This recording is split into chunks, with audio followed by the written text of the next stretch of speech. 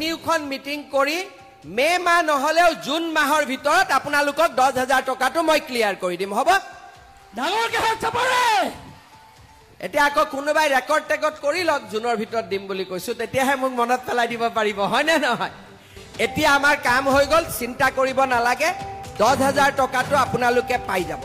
কিন্তু 10,000 টকাটো শেষ নহয় বিহালীত যেতিয়া মই 10,000 টকাটো আই মাতৃ সকলক দিছিলো এগৰাকী আই মাতৃ খুদিলো মোক ফটো তুলি আছিলে মাজনী আই মাতৃ ফটোটো নুঠিলে তেতিয়া মই কলো কি মোবাইলটো বেয়া নেকি বলে মামা মোবাইলটো বেয়া 10,000 টকাটো আজি লম নহয় নতুন মোবাইল এটা কিনিম এতিয়া কথাটো হল মোবাইল কিনিব নালাগে ঠিক আছে ভগৱানে যদি কেতিয়াবা মোক শক্তি দি আপোনালোকক মই চৰকাৰৰ পৰা ফ্ৰী মোবাইল এটা দি দিম কেতিয়াবালৈকে এতিয়াই কোৱা নাই লাহেকৈ কিন্তু এই 10,000 টকাটো আমি যোনদিনাখন পাম কংগ্ৰেছৰ মানুহবিলাকে বিহালীত উলিয়াইছিলে যে মামা এনে কৈছে 10,000 নিদিয়ে মই 10,000 দি দিলো এবাৰ ইলেকশ্যনত কংগ্ৰেছে তাতে ইলেকশ্যনে নেখেলিলে সব বিজেপি আনকণ্টেষ্ট জিকি গল কাৰণ প্ৰচাৰ বেছি কৰি আছিলে মই নিদিও বুলি আৰু মই যি কওঁ আজিলৈকে প্ৰত্যেকটো কথা ৰাখি আহিছো নে নাই গতিকে